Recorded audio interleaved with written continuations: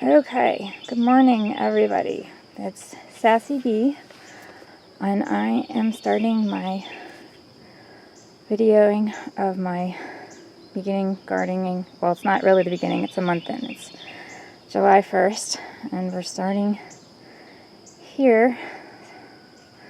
Sorry, it's a really bad air quality day, so I guess that'll be part of what we talk about. Anyway, so this is one of my boxes, and we'll talk a little bit about sustainability and accessibility in what we do here on our small hobby farm. Up until a few weeks ago, I was still using a walker and a wheelchair to get around, and kind of expected that to be the rest of my life. And I've been able to do without both of those for a few weeks. We're hoping that continues. As we talked about on Watty's Twitch stream, I had COVID several times, and it really messed up my health in a lot of ways. And we're still working through a lot of that. And there have been some recent discoveries in my health that have changed some things. So, in a good and bad way, meaning I have some more health issues that are treatable, thankfully, but the treatments are unfortunately have side effects. So, anyway, moving on to what you're here to see, which is one of our gardens. This is my personal garden because I can't do the outside ones anymore. I will show you those later.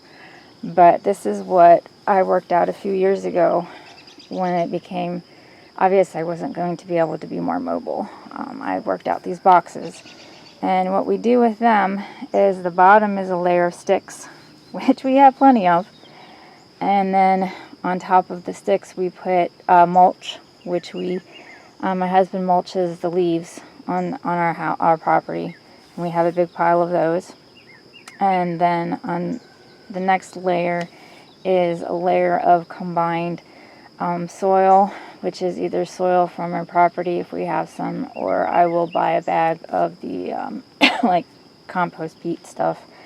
And then we mix it with manure that has been allowed to sit and decompose and become basically fertilizer from our goats, which our goats are pets. We had a fiber goat who passed away this year, but the rest of our goats are a mixed stock of meat and dairy, but ours are just pet goats, and I will try to get some footage of them for you. But what you're looking at here are different varieties of melon plants. They are that metal you see is a cattle panel that we got at a livestock auction. All these melon plants are less than 5 pounds, so they can grow on a vertical lattice, and they're different varieties. The one all the way at the end I call a tiger melon. I got it specifically because when it's ripe, it turns a completely different color from green to orange, so you know when it's ripe. And it's about the size of a Christmas ball that you would hang like on your Christmas tree, so it's a perfect size for just a single serving, and it's really nice. It tastes a little sweeter than a cantaloupe. It's a very, very tasty melon. And then I have a watermelon, I've got a cantaloupe, I've got a variety of melon I haven't tried before, and then I forget what I have down here at the end. Oh, down here at the end is the cantaloupe. And then up top, I don't have anything planted this year because those containers are pretty old and they're brittle.